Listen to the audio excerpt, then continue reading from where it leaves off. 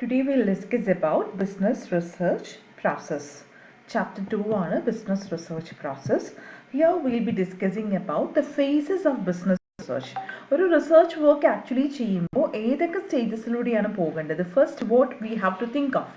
ഇപ്പോൾ ഒരു റിസർച്ച് ചെയ്യാൻ വേണ്ടി പോകുമ്പോൾ first and foremost step that you have to undertake is that choice of research area. ഏത് ഏരിയയിലാണ് നിങ്ങൾ റിസർച്ച് ചെയ്യാൻ പോകുന്നത്? അതാണ് ഒരു റിസർച്ചർ ഏറ്റവും ആദ്യം ഐഡൻറ്റിഫൈ ചെയ്യേണ്ട ഒരു ഭാഗം. ഏത് മേഖലയിലാണ് നിങ്ങൾ റിസർച്ച് ചെയ്യാൻ പോകുന്നത്? അതൊരു മാർക്കറ്റിംഗ് ഏരിയയിലാണോ, HR ഏരിയയിലാണോ, ഏത് ആംഗിളിലാണ് നിങ്ങൾ ചെയ്യാൻ പോകുന്നത്? That have to be decided first. അത് മനസ്സിലാക്കിയാൽ മാത്രമേ ഒരു റിസർച്ചറിന് ബാക്കിയുള്ള കാര്യങ്ങളിലേക്ക് നീങ്ങാനായിട്ട് പറ്റുള്ളൂ. അപ്പോൾ ഒരു ബിസിനസ് റിസർച്ച് അല്ലെങ്കിൽ ഒരു റിസർച്ചിൻ്റെ ഫസ്റ്റ് സ്റ്റേജ് എന്ന് പറഞ്ഞാൽ choice of research area. Second is review of literature. Review of literature means available ആയിട്ടുള്ള ലിറ്ററേച്ചേഴ്സിന് റിവ്യൂ ചെയ്യാം. അതായത് ഫോർ എക്സാമ്പിൾ ആയിട്ട് ഞാനിപ്പോൾ ഒരു റിസർച്ച് ചെയ്യണമെന്ന് വിചാരിച്ചു, അല്ലെങ്കിൽ ഇപ്പോൾ നിങ്ങൾക്ക് 6th സെമസ്റ്ററിൽ you have to do a project work. അപ്പോൾ അവിടെ നിങ്ങൾക്ക് ഒരു ടോപ്പിക് കണ്ടുപിടിക്കണം. ഓക്കെ, അപ്പോൾ ഞാനിങ്ങനെ വിചാരിക്കുകയാണ്, ഓക്കെ എനിക്കൊരു റിസർച്ച് ഒരു എംപ്ലോയീസിൻ്റെ പെർഫോമൻസിനെ ബേസ് ചെയ്തിട്ട് ഒരു റിസർച്ച് കണ്ടക്ട് ചെയ്യണം. So I identify the area, that is I need to conduct research related to employees perception അല്ലെങ്കിൽ എംപ്ലോയീസ് സാറ്റിസ്ഫാക്ഷൻ റിലേറ്റ് ചെയ്തിട്ടാണ് ചെയ്യേണ്ടത്. പക്ഷേ അത് ഞാൻ തീരുമാനിച്ചു. ഇനി അതിൽ മുന്നോട്ട് എനിക്ക് പോകണമെന്നുണ്ടെങ്കിൽ എംപ്ലോയി സാറ്റിസ്ഫാക്ഷൻ എന്താണ്, എംപ്ലോയി സാറ്റിസ്ഫാക്ഷൻ എന്തൊക്കെ സ്റ്റഡീസ് നടത്തിയിട്ടുണ്ട്, അതിൻ്റെ തിയററ്റിക്കൽ ഫ്രെയിംവർക്ക് എങ്ങനെയാണ്, ഇതൊക്കെ അറിയണമെങ്കിൽ എന്ത് വേണം? അവൈലബിൾ ആയിട്ടുള്ള ലിറ്ററേച്ചേഴ്സ് നമുക്ക് റിവ്യൂ ചെയ്യണം. അതാണ് നമ്മുടെ second stage, review of literature. Available ആയിട്ടുള്ള നമ്മുടെ ടോപ്പിക്കുമായി കണക്ട് ചെയ്തിട്ടുള്ള research papers, books, articles, journals ഇതെല്ലാം എന്ത് ചെയ്യുക? വായിക്കാം. വായിച്ചിട്ട് നമുക്കൊരു ഐഡിയ ഉണ്ടാക്കിയെടുക്കാം. ആൻഡ് ഈ റിവ്യൂ ഓഫ് ലിറ്ററേച്ചറിന് വേറൊരു പർപ്പസും കൂടിയുണ്ട്. ഒരു റിസർച്ച് നമ്മൾ കണ്ടക്ട് ചെയ്യുമ്പോൾ ഓൾറെഡി ചെയ്തിട്ടുള്ള ഒരു റിസർച്ച് തന്നെ വീണ്ടും നമ്മൾ റിപ്പീറ്റ് ചെയ്യാൻ പാടില്ല. ലിറ്ററേച്ചർ റിവ്യൂയിലൂടെയാണ് നമ്മൾ എപ്പോഴും റിസർച്ച് ഗ്യാപ്പ് കണ്ടുപിടിക്കുക. റിസർച്ച് ഗ്യാപ്പ് എന്ന് പറഞ്ഞാൽ ഇതുവരെയും റിസർച്ച് ചെയ്യാത്ത ഒരു സ്പേസ്. ആ സ്പേസിലായിരിക്കും നമ്മൾ നമ്മുടെ റിസർച്ച് കൊണ്ടുവരേണ്ടത്. അപ്പോൾ അതും ഈ റിവ്യൂ ഓഫ് ലിറ്ററേച്ചറിൻ്റെ ഭാഗമാണ്. അപ്പോൾ രണ്ട് കാര്യങ്ങളാണ്. ലിറ്ററേച്ചർ റിവ്യൂ കൊണ്ട് നമുക്ക് എന്തൊക്കെ ചെയ്യാൻ പറ്റും? We can identify or develop a theoretical framework related to ആ ടോപ്പിക്. നമ്മൾ ഏത് മേഖലയിലാണോ റിസർച്ച് ചെയ്യാൻ ഉദ്ദേശിക്കുന്നത് ആ മേഖലയെക്കുറിച്ചിട്ട് ഡീറ്റെയിൽ ആയിട്ട് കാര്യങ്ങൾ മനസ്സിലാക്കണമെങ്കിൽ റിവ്യൂ ഓഫ് ലിറ്ററേച്ചർ വേണം. അതുപോലെ തന്നെ ഒരു റിസർച്ച് കണ്ടക്ട് ചെയ്യുമ്പോൾ we have to identify the research gap. ആ റിസർച്ച് ഗ്യാപ്പ് എങ്ങനെ ഐഡൻറ്റിഫൈ ചെയ്യും? ഈ പെർട്ടിക്കുലർ ടോപ്പിക് റിലേറ്റ് ചെയ്തുകൊണ്ട് കണ്ടക്ട് ചെയ്തിട്ടുള്ള എല്ലാ സ്റ്റഡീസും വായിച്ചിട്ട് നമ്മൾ കണ്ടുപിടിക്കും ഇതിൽ എവിടെയാണ് ഗ്യാപ്പ് ഉള്ളത്, ഏതൊക്കെ മേഖലയിലാണ് ഇതുവരെയും കാണാത്തത്. ഇപ്പോൾ എൻ്റെ സ്റ്റഡി എംപ്ലോയി പെർഫോമൻസ് ആണെങ്കിൽ എംപ്ലോയീസ് പെർഫോമൻസ് റിലേറ്റ് ചെയ്തിട്ടുള്ള സ്റ്റഡീസ് കുറേ ഞാൻ വായിച്ചതിന് ശേഷം അതിൽ നടത്തിയ സ്റ്റഡികളൊക്കെ നോക്കിയിട്ട് ആ സ്റ്റഡികളിലൊക്കെ കവർ ചെയ്യാത്ത ഏരിയ എന്താണെന്ന് കണ്ടുപിടിച്ചിട്ട് ആ ഏരിയയിലായിരിക്കും ഞാൻ സ്റ്റഡി നടത്താൻ പോകുന്നത്. ആ ഒരു ഗ്യാപ്പാണ് റിസർച്ച് ഗ്യാപ്പ്. ഓക്കെ, അപ്പോൾ അതിന് വേണ്ടിയിട്ടാണ് ലിറ്ററേച്ചർ റിവ്യൂ കണ്ടക്ട് ചെയ്യുന്നത്. തിയോറിറ്റിക്കൽ ഒരു ബാക്ക്ഗ്രൗണ്ട് ഡെവലപ്പ് ചെയ്യാനും റിസർച്ച് ഗ്യാപ്പ് ഐഡൻറ്റിഫൈ ചെയ്യാനും. Then we'll move to the third one, that is formulation of research questions or identification of research problem. നമുക്കൊരു റിസർച്ച് കണ്ടക്ട് ചെയ്യണമെന്നുണ്ടെങ്കിൽ ഒരു റിസർച്ച് എന്ന് പറഞ്ഞു കഴിഞ്ഞാൽ നമ്മളവിടെ ഒരു പ്രോബ്ലത്തിന് സൊല്യൂഷനിലേക്ക് നമ്മൾ എത്തുകയാണ്. അപ്പോൾ ഒരു പ്രോബ്ലം വേണ്ടേ? ഇപ്പം ഞാൻ കണ്ടുപിടിച്ച ഒരു പ്രോബ്ലം എംപ്ലോയി സാറ്റിസ്ഫാക്ഷൻ ആണ്. ഓക്കെ, ഞാൻ എൻ്റെ ലിറ്ററേച്ചർ റിവ്യൂ എല്ലാം നടത്തിയതിന് ശേഷം ഞാൻ ഇങ്ങനെ ഐഡൻറ്റിഫൈ ചെയ്തു ബാങ്ക് എംപ്ലോയീസിൻ്റെ സാറ്റിസ്ഫാക്ഷനെ കുറിച്ചിട്ട് ഞാൻ അങ്ങനെ കാര്യമായിട്ട് സ്റ്റഡി നടത്തിയിട്ടില്ല എന്ന് ഞാൻ കണ്ടുപിടിച്ചു. സോ ദാറ്റ് ഞാൻ ഫിക്സ് ചെയ്തു, അതാണ് എൻ്റെ ടോപ്പിക്ക്. അപ്പോൾ അവിടെ റിസർച്ച് ക്വസ്റ്റ്യൻ ഞാൻ ഡെവലപ്പ് ചെയ്യണം. അപ്പോൾ റിസർച്ച് ക്വസ്റ്റ്യൻ എന്ന് പറയുമ്പോൾ അവിടെ എന്താണ് പ്രോബ്ലം? അപ്പോൾ എനിക്ക് ആലോചിക്കാമല്ലോ, bank employees are the satisfied with their existing working condition? അവർക്ക് അവിടെ പ്രൊവൈഡ് ചെയ്യുന്ന വർക്കിംഗ് എനിക്ക് എന്തൊക്കെ അറിയേണ്ടി വരും? അവർക്ക് അവിടെ പ്രൊവൈഡ് ചെയ്യുന്ന വർക്കിംഗ് കണ്ടീഷൻ സാറ്റിസ്ഫൈഡ് ആണോ? ഡ്യൂറിങ് ദ വർക്ക് അവർ തന്നെ അവർക്ക് വർക്ക് കംപ്ലീറ്റ് ചെയ്യാൻ പറ്റുന്നുണ്ടോ? Do they face any stress relating to banking jobs? Do they have any targets? ഞാൻ കുറേ റിസർച്ച് ക്വസ്റ്റ്യൻസ് റേസ് ചെയ്തില്ലേ? അപ്പം അങ്ങനെ റിസർച്ച് പ്രോബ്ലമോ റിസർച്ച് ക്വസ്റ്റ്യൻസോ നമ്മൾ നമ്മുടെ ടോപ്പിക്കിനോട് റിലേറ്റ് ചെയ്തുകൊണ്ട് റേസ് ചെയ്യാം. Then fourth one is formulation of hypothesis. Formulation of hypothesis മുമ്പായിട്ട് നമ്മൾ എന്ത് ചെയ്യണമെന്ന് വെച്ചാൽ റിസർച്ച് ഒബ്ജക്റ്റീവും കൂടി ഡെവലപ്പ് ചെയ്യണം. റിസർച്ച് ക്വസ്റ്റ്യൻ അല്ലെങ്കിൽ പ്രോബ്ലത്തിനെ ബേസ് ചെയ്തുകൊണ്ട് റിസർച്ച് ഒബ്ജക്റ്റീവ് ഡെവലപ്പ് ചെയ്യണം. ഒബ്ജക്റ്റീവ് എന്ന് പറയുമ്പോൾ ഒരു സ്റ്റേറ്റ്മെൻറ്റ് ഫോമിലായിരിക്കും ഉണ്ടാവുക. ഇപ്പം ഞാൻ പറഞ്ഞു എൻ്റെ റിസർച്ച് ക്വസ്റ്റ്യൻസിൽ ഞാൻ എംപ്ലോയീസ് ഓഫ് ബാങ്ക് സാറ്റിസ്ഫൈഡ് ആണോ, ഒരു വർക്കിംഗ് കണ്ടീഷനുമായിട്ട് സാറ്റിസ്ഫൈഡ് ആണോ, അവർക്ക് ടാർജറ്റ് ഉണ്ടോ, അങ്ങനെ കുറേ റിസർച്ച് ക്വസ്റ്റ്യൻസ് ഞാൻ ഡെവലപ്പ് ചെയ്തില്ലേ. അപ്പോൾ അതിന് ബേസ് ചെയ്തുകൊണ്ട് ഞാൻ എന്താ ചെയ്യാൻ പോകുന്നത്, ഒബ്ജക്റ്റീവ്സ് സെറ്റ് ചെയ്യാൻ പോകണം. ഞാൻ ഒബ്ജക്റ്റീവ് എന്ത് സെറ്റ് ചെയ്യും, to identify whether the employees of the bank are satisfied with their salary. പിന്നത്തത് to determine whether employees are satisfied with their working condition. അപ്പോൾ അങ്ങനെ ഒരു സ്റ്റേറ്റ്മെൻറ്റ് ഫോമിൽ ക്വസ്റ്റ്യനിന് നമ്മൾ ഒബ്ജക്റ്റീവായിട്ട് കൺവേർട്ട് ചെയ്യാം. ഈ ഒബ്ജക്റ്റീവിനെ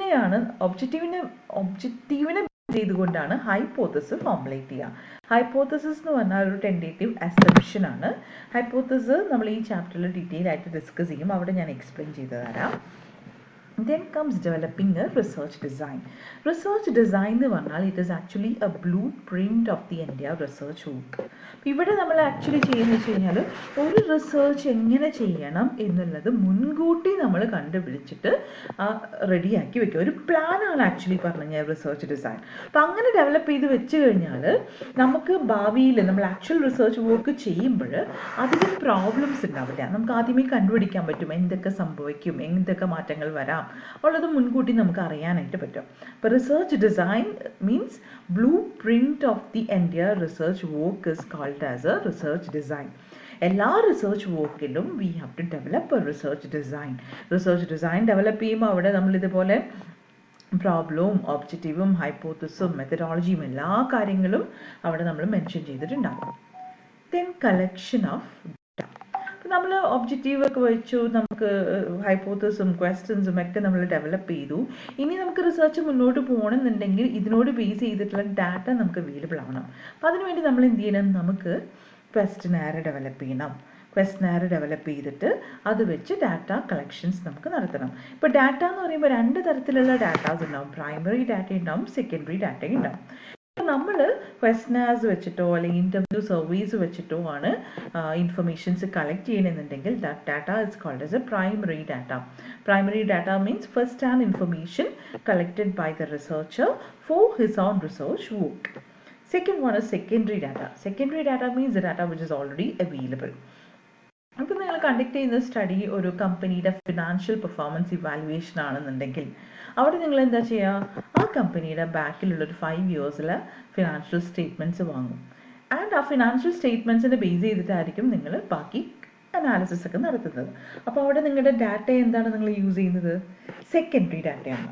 അപ്പം ഞാൻ നേരത്തെ പറഞ്ഞ എക്സാമ്പിൾ എംപ്ലോയീസ് പെർഫോമൻസ് അല്ലെങ്കിൽ എംപ്ലോയി സാറ്റിസ്ഫാക്ഷൻ, അവിടെ ഞാൻ എന്തായിരിക്കും യൂസ് ചെയ്യുന്നത്, ക്വസ്റ്റ്യനെയർ ആയിരിക്കും യൂസ് ചെയ്യുന്നത് ഡാറ്റ കളക്ഷന് വേണ്ടിയിട്ട്. അപ്പോൾ അതെന്ത് ഡാറ്റയാണ്, ദാറ്റ് ഈസ് പ്രൈമറി ഡാറ്റ.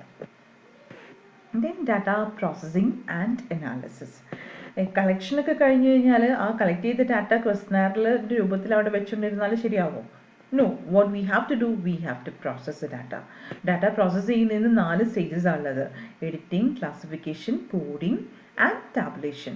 അപ്പോൾ എഡിറ്റിംഗ് എന്ന് പറയുമ്പോൾ കളക്ട് ചെയ്ത ഡാറ്റ എല്ലാം ഫുൾ ഫിനിഷ്ഡ് ഫോമിലായിരിക്കില്ല, ചിലപ്പോൾ അതിൽ കുറേ അൺഫിൽഡ് ആയിട്ടുണ്ടാവാം, അങ്ങനെ കുറേ പ്രോബ്ലംസ് ഉണ്ടാവും. അപ്പോൾ അങ്ങനെയുള്ള കാര്യങ്ങൾക്കൊക്കെ എഡിറ്റ് ചെയ്ത് അവോയ്ഡ് ചെയ്യേണ്ടത് അവോയ്ഡ് ചെയ്യാം.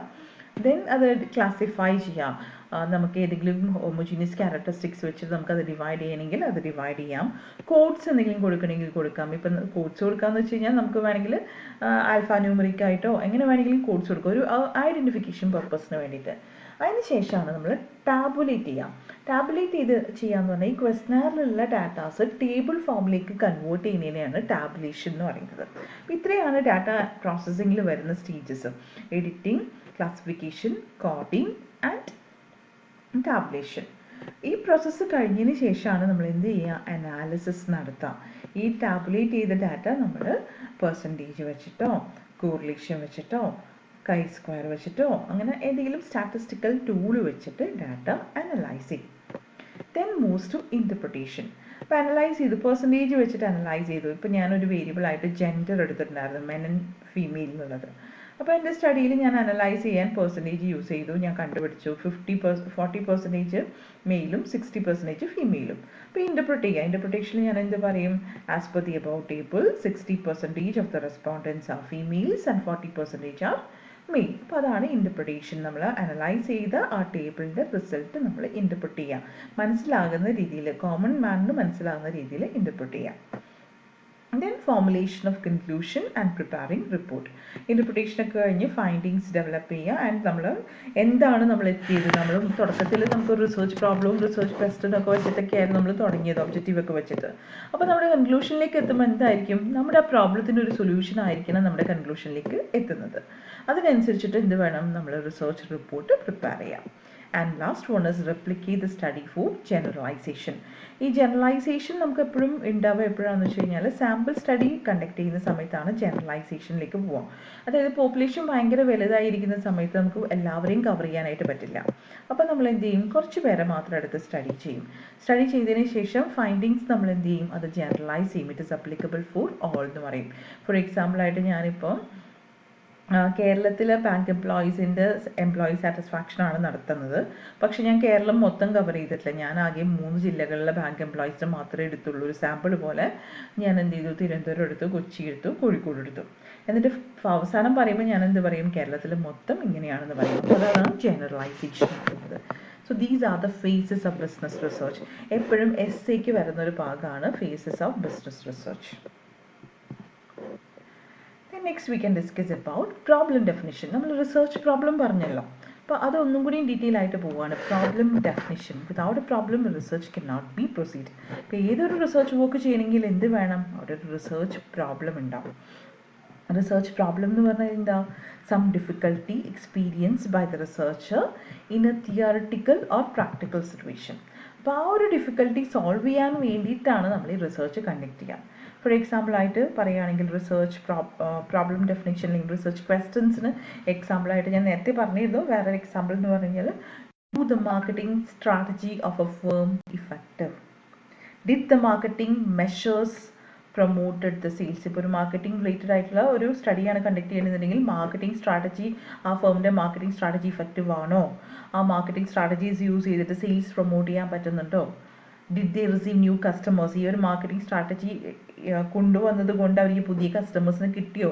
ഇതൊക്കെ എന്താണ്? റിസർച്ച് ക്വസ്റ്റ്യൻസ് അല്ലെങ്കിൽ റിസർച്ച് പ്രോബ്ലംസ് ആണ്. ഇനി റിസർച്ച് പ്രോബ്ലത്തിന് പല സോഴ്സസ് ഉണ്ട്. ബിസിനസ് പ്രോബ്ലം, അതായത് എങ്ങനെയൊക്കെ നമുക്ക് ഈ റിസർച്ച് പ്രോബ്ലം ഐഡൻറ്റിഫൈ ചെയ്യാം, അല്ലെങ്കിൽ നമ്മുടെ മൈൻഡിൽ ഒരു റിസർച്ച് ഏരിയ എങ്ങനെ വരാം. ഇപ്പം നമ്മൾ ഏതെങ്കിലും ഒരു ബിസിനസ് കമ്പനി ഫേസ് ചെയ്യുന്ന ഒരു പ്രോബ്ലം കണ്ടു. ഓക്കെ, ആ കമ്പനിയുടെ ആ പ്രോബ്ലത്തിന് ഒരു സൊല്യൂഷൻ കാണാൻ വേണ്ടി നമുക്കൊരു റിസർച്ച് ചെയ്യാം. അങ്ങനെ ഒരു കാര്യം വരാം. Day to day problems. ഇപ്പോൾ ഡേ ടു ഡേ നിങ്ങളുടെ ലൈഫിൽ നിങ്ങൾ ഫേസ് ചെയ്യുന്ന എന്തെങ്കിലും ഒരു പ്രോബ്ലം ഉണ്ടെങ്കിൽ if you want to find a solution for that problem you can do a research. അപ്പോൾ അതൊരു സോഴ്സ് ഓഫ് പ്രോബ്ലം ആയില്ലേ. Technological changes. ഇപ്പോൾ നോക്കി ലാസ്റ്റ് 5 to 6 years എടുത്ത് നോക്കിക്കഴിഞ്ഞാൽ നമുക്കറിയാം ടെക്നോളജീസിൽ എത്രമാത്രം ചേഞ്ചസ് ആണ് വന്നുകൊണ്ടിരുന്നത്. ഒരു 5 years ബിഫോർ നോക്കിക്കഴിഞ്ഞാൽ ഓൺലൈൻ പേയ്മെൻറ്റ് ചെയ്യുന്ന എത്ര പേരുണ്ടായിരുന്നു, നൗ കമ്പയർ ചെയ്യുമ്പോൾ എത്ര പേരുണ്ട്. അപ്പോൾ ആ ടെക്നോളജിക്കൽ ചേഞ്ചസ് വരുമ്പോൾ അതൊരു ഇമ്പാക്റ്റ് പഠിക്കണമെങ്കിൽ നമുക്കൊരു റിസർച്ച് വേണമെങ്കിൽ കണ്ടക്ട് ചെയ്യാം. സോ ഒരു റിസർച്ച് പ്രോബ്ലത്തിന് ഒരു source may be technological changes ആവാം. അൺഎക്സ്പ്ലോർഡ് ഏരിയ, ഇതുവരെയും കാര്യമായിട്ട് സ്റ്റഡി ഒന്നും നടത്താത്തൊരു മേഖല. If you are interested to know more about that area you can do a research work. Then that is a source of research problem. Theory of one's own interest. നിങ്ങൾക്ക് താല്പര്യമുള്ളൊരു മേഖല, നിങ്ങൾ ഒരു ഡാൻസിങ് പാഷൻ ആയിട്ടുള്ള ഒരാൾ, dancing മേഖലയിൽ നിങ്ങൾ പലപ്പോഴും തോന്നലുണ്ട് ഇതിൽ ഇന്ന ഒരു കാര്യത്തെക്കുറിച്ച് എനിക്ക് കൂടുതൽ അറിയണം. U can do a research. നമ്മുടെ ഇഷ്ടമുള്ള മേഖലയിൽ അതിനെക്കുറിച്ച് കൂടുതൽ അറിയാൻ വേണ്ടി U can do a research. Books, thesis, dissertation, abstracts, articles. Thesis, dissertation എന്നൊക്കെ പറയുമ്പോൾ MPhil, PhD ഒക്കെ കഴിഞ്ഞിട്ടുള്ള ആ ഒരു റിസർച്ച് പേപ്പറാണ് അബ്സ്ട്രാക്ട്സ്. ഇതൊക്കെ വായിക്കുമ്പോൾ ചിലപ്പോൾ അതിൽ നമ്മൾ ഇൻഫ്ലുവൻസ് ആയിട്ട് നമുക്കൊരു പ്രോബ്ലം ഐഡൻറ്റിഫൈ ചെയ്യാൻ പറ്റും. Policy problem. ഗവൺമെൻറ് ഇൻട്രൊഡ്യൂസ് ചെയ്ത് ഇപ്പോൾ പുതിയ ടാക്സേഷൻ കൊണ്ടുവന്നോ, ന്യൂ റെജിം അവർ മാറ്റി, അത് ഇഫക്റ്റീവ് ആണോ എന്നുള്ളതിന് വേണമെങ്കിൽ U can do a research work. പിന്നെ നമുക്ക് നമ്മുടെ റിസർച്ച് സൂപ്പർവൈസറോ അല്ലെങ്കിൽ അതിൽ കൂടുതലായിട്ട് അറിയാവുന്ന ആൾക്കാരോ ആയിട്ട് നമുക്ക് വേണമെങ്കിൽ ഡിസ്കസ് ചെയ്യാം. അങ്ങനെ പല സോഴ്സിലൂടെ നമുക്ക് എന്ത് ചെയ്യാം? നമുക്ക് റിസർച്ച് പ്രോബ്ലം ഡെവലപ്പ് ചെയ്യാം. So these are the different sources through which there is A possibility of generating research problems.